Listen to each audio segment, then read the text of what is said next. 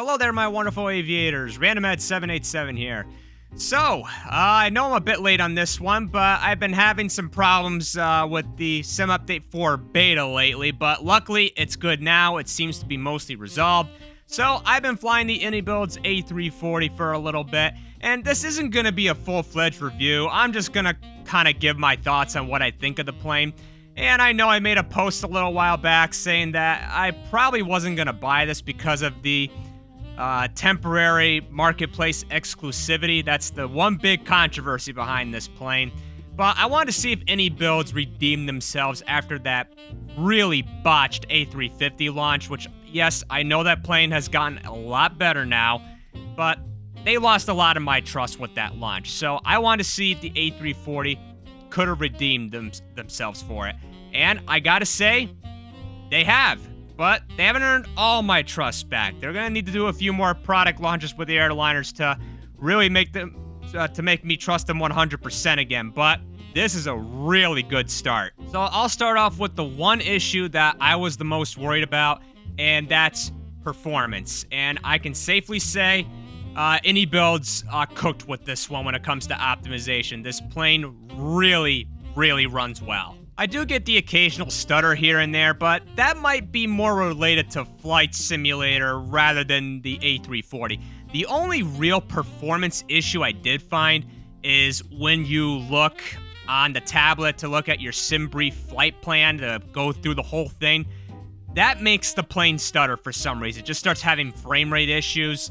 It's not game-breaking, really, if you're in cruise, but it's just something that I noticed. Not a deal-breaker by any means. I think one of the reasons why this plane runs so well has to probably do with the fact that there's no 4K textures, at least to my knowledge.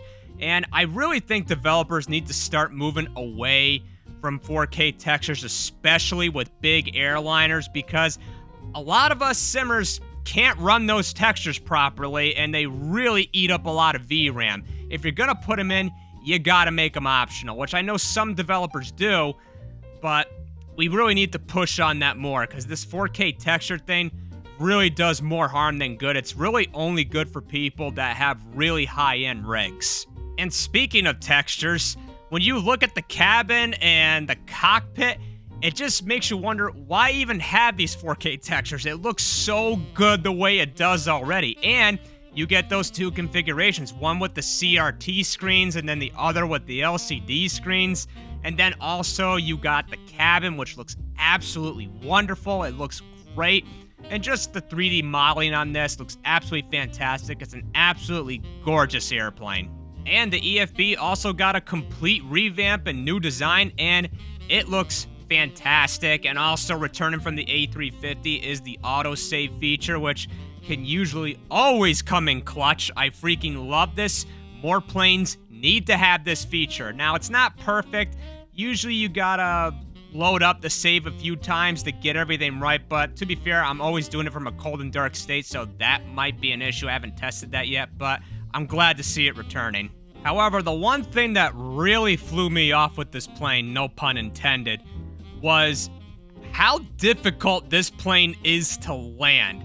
I was not expecting this. Now, I have heard that this is a kind of infamous plane, mainly because it's super underpowered because of the small 4 engines that it has, and yeah, people aren't wrong on that. This thing takes forever to get to cruise altitude. It's slower than molasses, but what really gets me is the fact that landing this plane is a real challenge, and I've flown a good chunk of airliners in Flight Simulator. I've flown the 737, the 777, 200ER, 300ER, and the 200LR. I've also flown the A350, the A320, yada, yada, yada.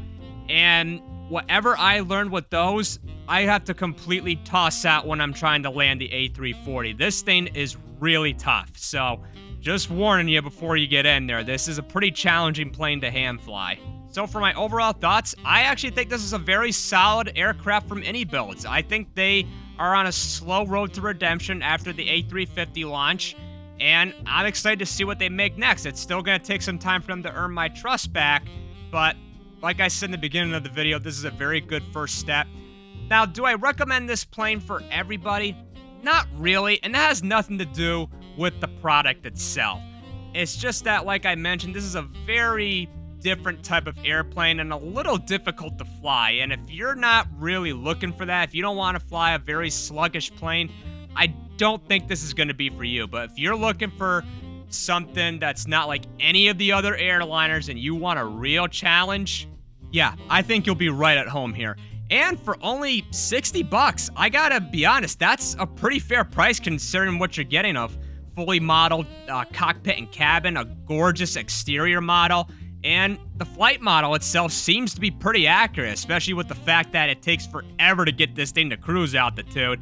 So I think this is gonna be a really good aircraft for a very select few of people. I don't think this is an aircraft that everybody will enjoy. If you're an A340 hater, yeah, don't buy this because it's infamous for a reason, but I enjoy it. I enjoy the challenge of trying to fly something a little bit different. I think this is a good plane from iniBuilds, so well done on that. And those are my thoughts. So if you guys got the iniBuilds A340, I'd like to know what your thoughts are in the comments below. I'm curious to see what other people are saying about this plane as well. And what do you think about the A340 in general? I like to hear all your opinions. So if you enjoyed the video, guys, be sure to hit that like button and subscribe if you want to see more.